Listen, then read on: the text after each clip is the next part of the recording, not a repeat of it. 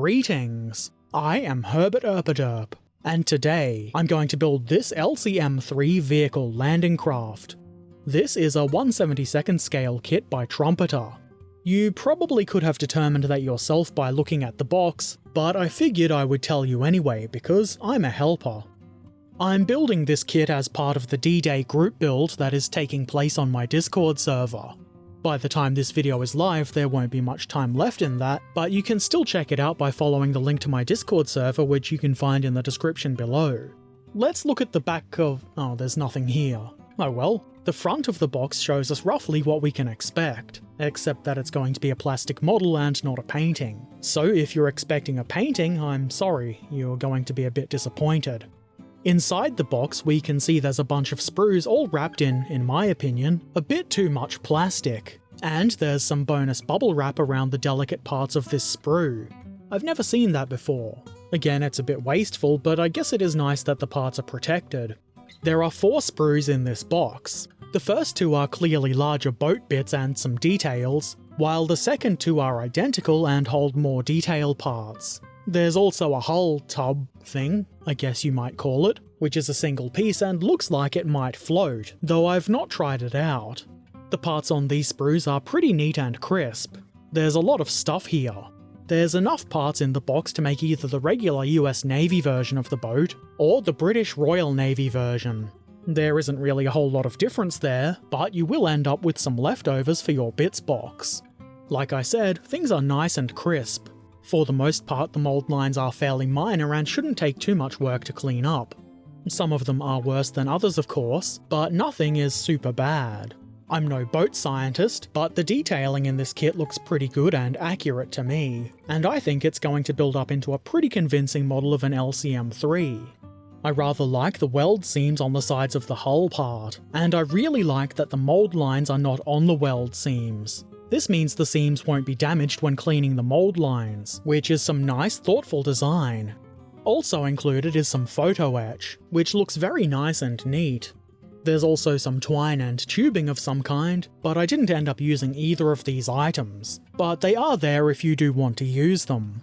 There's also some decals which I've left in the package to avoid damage, which does mean you can't see them very well. I will try to remember to show them in the painting video. And of course there are some instructions. It would be quite the challenge to build this without instructions. Not something I'm interested in trying. These seem easy enough to follow, and they include a very basic painting guide on the last page. Let's put this thing together. The instructions say to assemble the propeller and rudder components first, starting with the rudders. These come as 2 pieces. The main fin bit, whatever you would call it, slots into the rectangular part here. There's a notch in the fin part to make sure that you're putting it in the right way up. You have to make 2 of these. I then glue the propeller shafts into the appropriate place on the hull. The part is a bit fiddly owing to its size, but it's not too hard to get into place.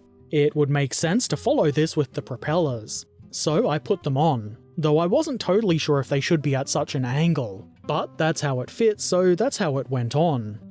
Then I glue the rudder roughly into place. It kind of stands there by itself, at least long enough to glue this, whatever you would call it, into place. This sits nicely in the hole at the bottom of the hull and joins to the top of the rudder, or the bottom of the rudder really, I guess. I nudge it a little bit until it looks nice and straight. The bar thing should be straight, but if you wanted you could model the rudders as though they're turning, though I think it looks neater with them set to straight ahead, so that's what I've done. Once that's all in place, it's time to start working on the cabin. First, I glue on this mounting for a seat. It goes on this wall with the 3 windows. This part mounts into the notch on the wall, though you'll also need to nudge it to get it nice and straight. Might as well then attach the seat. This is just a simple round bit that mounts to the chair mounting thing. Yeah, good at words. It looks okay, but it probably won't really be visible anyway. Then I join the front wall to the roof, if you can call it a roof. These parts have notched edges to help them go together neatly. Before the part can bond and be potentially misaligned, I add the wall part with the door hole in it. This is simple enough. I use the work surface to help get things lined up nice and square. Then comes the other wall. This one has the seat thing on it. And finally the front. Or is it the rear? I don't know. It's a wall. Very cabin. It's a bit rough and ready, but it's together and I guess that's what's important. You can see the door is in place now. I didn't film that because I'm a bit of a nincompoop. The door did need a little bit of sanding to get it to fit properly, but it's in place now. I set that assembly aside for a bit because now we're at a point where a decision needs to be made. Either build the US Navy version of this boat or the British Royal Navy version. I've chosen the Royal Navy, so I need to do some drilling. First, on this part, I open all the holes marked RN. RN for Royal Navy, believe it or not. I also drill out the 2 holes on the floor part. These are also conveniently labelled RN. I risked raising the ire of the instructions, and skipped ahead a bit to build the control stand. I glued the 2 back halves of this together first, which was just as easy as it looks. There are some pins to help get the positioning correct, though you may still have to nudge it a bit so that it sits together nice and straight.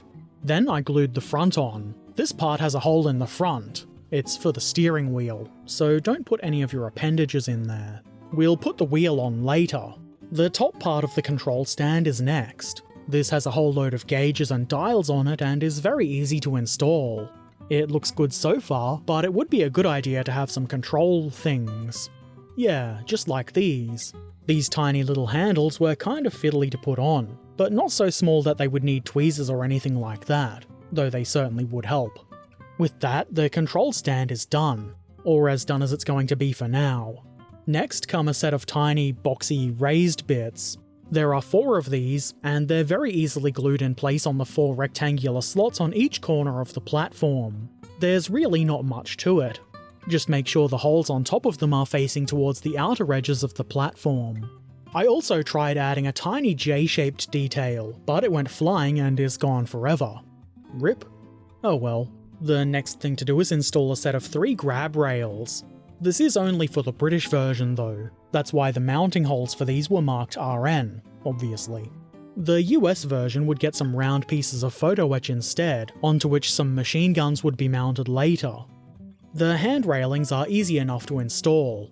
The hardest thing about working with them was cleaning them up without breaking them. Clearly I managed to do that without incident. Only just. I then glue the control stand into place. Again, this is pretty easy, and there is an obvious place for it. The steering wheel should be facing backwards, just as I've done so here.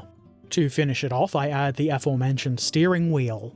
It's not exactly a tight fit, so you'll likely have to nudge it around a fair bit until it looks right, though I wouldn't really worry about it too much. It's not like it's going to be super visible anyway.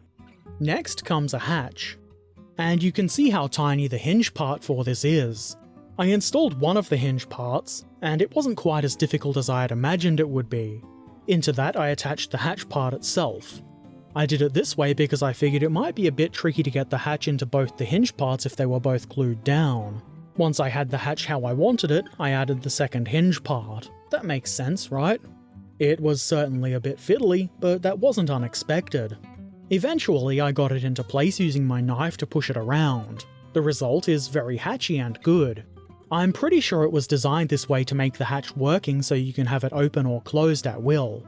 I don't really want that functionality, so I've glued it all down. Next I add a second seat, or what seems to be a seat, to the driver's cab, or whatever you call it. A wheelhouse? Right now there is some angry boat nerd ripping his hair out and screaming the correct word at his screen. This was quite fiddly to place. It kept falling out. I got there eventually, and that's what matters. I nudge it into its final place with my knife. Then I skip backward in the instructions and work on the front ramp. I start with what seemed to be the most sensible thing, gluing this big front panel into place. There is a bit of a gap, but it's not too bad, and it should be pretty easy to fill in. Though it's pretty minor. Maybe I could get away without doing any further work here. Next, this strip with rivets on it goes along the bottom of the ramp. This was a slightly tight fit and I had to force it into place. I probably could have trimmed the ends down a tiny bit more, but this worked as well. Then comes this long hingy part that goes along the bottom of the rivet part. This was a bit annoying to clean up and I did manage to bend it out of shape just a little bit while doing so. At least I didn't break it, though that was a distinct possibility. There are tabs that go into holes to assist in mounting this, and that does help a bit, but it was still quite fiddly. Fortunately, gluing it into place has kind of forced it to straighten out a bit, which is good. Next come these, shapes. These glue into the gaps on the interior side of the ramp here like so. These parts have the anchor for the ramp lifting cable, and they're quite simple to put into place. Just make sure you're putting them on the right side of the ramp. Next, we have this series of bars. I didn't realise it at first, but they are different sizes. The parts are differently numbered, so you may want to clip them from the sprue one at a time as needed. I didn't notice, of course, so now you can see them side by side. Also, I think these are meant to have little legs on them, which I trimmed off, assuming that they were waste. That may have made them easier to install, but I got them in place well enough anyway. Just had to eyeball it and do a lot of nudging. Nothing too hard though. I did consider that if I broke one of these while cleaning them up, that I could replace them with brass rod. It didn't come to that, but it might be worth thinking about if you're building one of these. And that's the ramp more or less done. Before attaching it to the hull, I need to add more parts to the hull, so I set the ramp aside for a bit. I glued on the lower half of the hinge thing that will hold the ramp in place on the front of the hull. It goes this way up with the little slots on the top. Then I glue the deck onto the hull. I do this in sections, starting at the rear so that it's easier to get the parts on without worrying about inadvertently getting parts bonded out of place, if that makes sense. Once the rear of the deck is on, I do the sides. Pretty simple. Most of the join wasn't super great. There was uneven overhang at various points along the hull. I didn't film it, but at some point I sanded the edges of the hull to make it look a bit neater. They'll also get some putty before painting. Moving on, I install these little knobbly things. I don't know what these are called either. Where's that angry ship nerd? He'll know. Whatever they're called, there are 6 of them that mount at various points around the hull. These are quite easy to install. You just glue them into the mounting holes, and make sure they're all lined up so the protrusions run from fore to aft. There was another option for these. The instructions didn't really state if they were specifically for the US or British versions, so I used these because I thought they looked a bit more interesting. Now it's time to build the compartment into which you put stuff like tanks. The amidships, the instructions call it. If you're building the US version, you'll want to drill out a series of holes on this back plate here. No drilling for the British version, except for the floor bit which we drilled earlier. This is going to have a ladder and we'll install that later. Onto this panel we glue this rounded thing. I guess this is an air vent of some sort, and it's easy enough to install. The mounting pins are different sizes, which is intended to make it hard to put on upside down. So don't put it on upside down. Of course, be sure to glue it to the correct side of the panel, the one without the arrows showing where to drill. Those aren't meant to be visible. I then glue that part onto this floor part. There's a pair of slots which help the parts to more or less lock together, and it's very easy to get these lined up nice and neat. Still, before the glue sets too much, I add the side parts, just so that I can be sure they will fit and so the parts can be shifted if need be without too much hassle. I glue each side on in sections, just like with the upper hull part. This is so that I can be sure I've got things lined up the entire way without running out of appendages with which to hold things in place. This is pretty easy to get assembled. The only real issue I had was with trying to get it done under the camera. That can be kind of awkward with a bigger model like this. Once that's put together, I begin assembling the pulley things through which the cable to raise and lower the front ramp would run. These are a little bit fiddly, and there isn't really anything to lock the parts together. You kind of have to sandwich the rollers between the 2 outer framey parts, which is fiddly but not the worst thing in the world. Then comes this extra plate. I was careful to reference the instructions for this because I wasn't entirely sure which way it should go up just by looking at the parts. That's what the instructions are for, isn't it? There's a pair of nubs on either side of the front part of the amidships insert to guide the positioning of these pulleys. There is still a bit of play in it, so I nudge them until they line up nicely with the front of the insert part. Then I figured I might as well install that internal compartment. When test fitting, I found the part wasn't able to slide all the way back in the hull as far as it should. I did some trimming and once I was satisfied, I added glue, making sure to add it all the way around the part just so that everything would stay in place. Then I thought, maybe adding the ramp was a good idea too. There is meant to be an upper internal hinge part for this, but during test fitting, I observed that it wouldn't be visible with the ramp up anyway, which is how I intended to build the model. You only really need both of the hinge parts if you want the ramp to lower and raise. So I left that extra bit of hinge off and glued the ramp into place. I did have to pry the sides of the hull apart just a little bit and apply some pressure to get it into place, and the result is a bit more gappy than I think it should be, but from a distance it looks fine. Then I glued the cab part onto the control stand area. I don't know if this should have been done earlier or what, but it's in place now and that's what matters. And then I glued that deck assembly onto the hull. This is pretty easy. It could probably do with a little bit of filling and some sanding around the edges, but that can come later. There is a pretty bad gap along the front edge of this and that will definitely need to be fixed. Then I install these tuba horns. Wait, they're not tuba horns? Well, that's disappointing. I'm out. There are 4 of these, 2 facing forward and 2 aft, and they're pretty easy to put into place. I just had to do a bit of nudging and they were on nice and straight. Then there's this fire extinguisher. The extinguisher part is fine, but the hose, well, I didn't like it. I think it's too big and chunky, so I've decided to leave the entire extinguisher off. Let's just imagine some unruly naval personnel threw it overboard, or stole it for pranks or something. Those wacky boys, what will they do next? Also worth noting, at this point there were some tiny J-shaped thin parts that should have been installed. The only one I didn't break removing from the sprue went flying, so I'm leaving those off too. Cue the angry rivet counters with the steam coming from their ears. Next, these rounded thingamajigs go on. Nothing much to getting these into place. Onto those I glue a pulley. This is also easy. The part seems to have a sort of split pin in it to hold it in place, but I've glued it into place anyway. No moving parts here, no sir. Now it's time for some photo etch.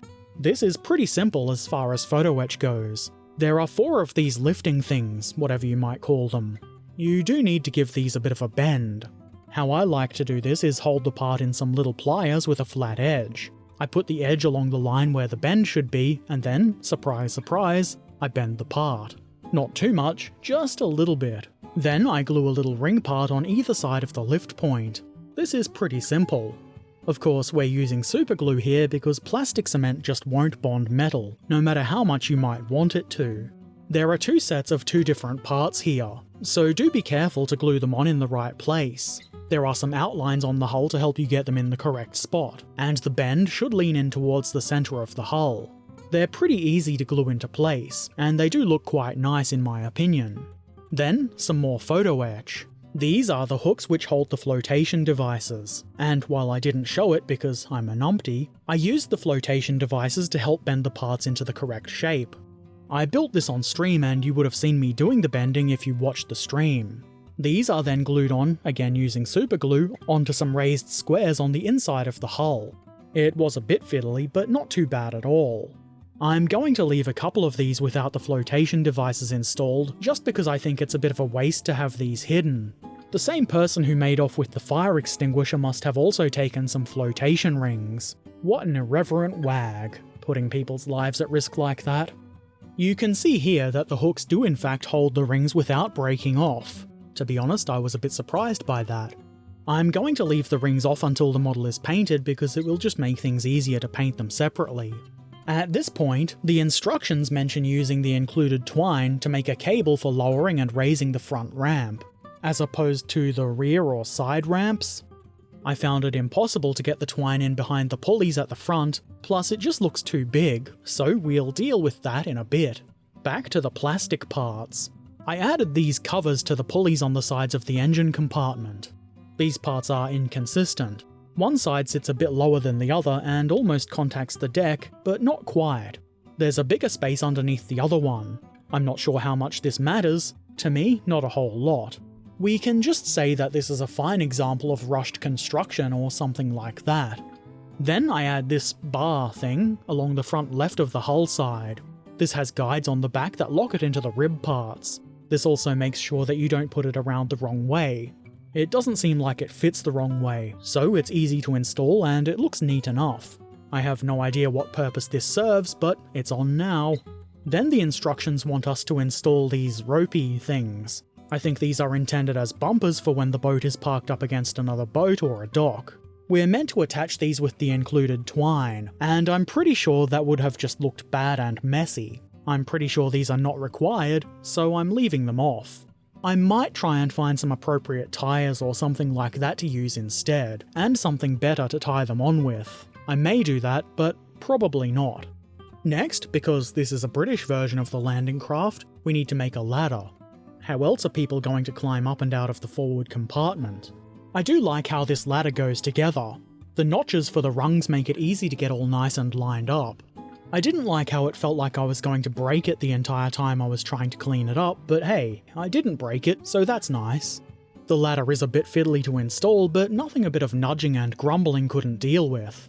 I also knocked off one of the photo etch hooks while doing this, but that was easily fixed. Obviously it's better to not have to fix things, so maybe try to be a bit more careful than I was. Other than the big gap under the deck, it looks pretty good in my opinion. The more astute amongst you will notice that I had forgotten to add a hatch on the rear deck. Not to worry, it wasn't too late to add this. It's just a single part unlike the other hatch, which makes it very easy to install, and it looks quite hatchy. The model is complete now, sort of. It's time to add the cables to raise and lower the front ramp. Initially I wanted to make these with brass rod. When I got to the hobby shop they were out of brass rod in the size I wanted, so I bought styrene rod instead, and I think this was actually a better choice. Unlike brass, styrene can be glued with regular plastic cement and it should be easier to bend. I installed a short piece of the styrene rod in what looks to me to be the correct position for the cable. I left it like this to sit for a while so that it stays in place when I go to bend it later. In the meantime, I cut a longer piece and glue it into the bottom pulley at the front. Again, I leave the other end unglued and let it set so that it won't just come off when I try to manipulate the rod at the other end. Then I bend the upper part of the short rod using my knife to hold the rod against the pulley. That way, bending it shouldn't cause the lower part of the rod to flex. It needs to stay straight to look as though it's under tension. I clip it down to the appropriate length and then add glue. You can see that it looks nice and straight, convincing enough to look like a cable under tension. Then I kajigger the loose end of the long section of styrene rod into the winch housing. I add glue at both the winch end and along the ribs which the rod is resting against. This should hold it so that it stays nice and straight. It does naturally want to sag a little bit, and we want it to stay nice and tight and straight, again so that it looks like it's under tension. This is pretty simple, and I think it looks much better than it would have if I somehow managed to install the twine here as the instructions would have me do. I'm glad I did this with styrene rod instead. Thinking about it now, I realised how annoying it might have been to try and bend all of the parts and get everything into place with super glue and a brass rod. Anyway, that's the Trumpeter 1/72nd scale LCM3 landing craft completed.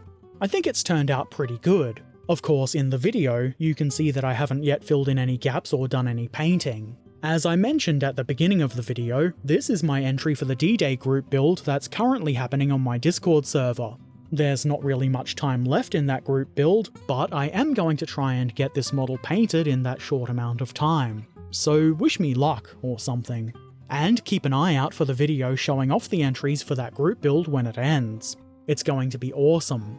I did consider also buying a Sherman or something like that to load into this boat. However, the day I bought this kit I couldn't find anything appropriate in the same scale.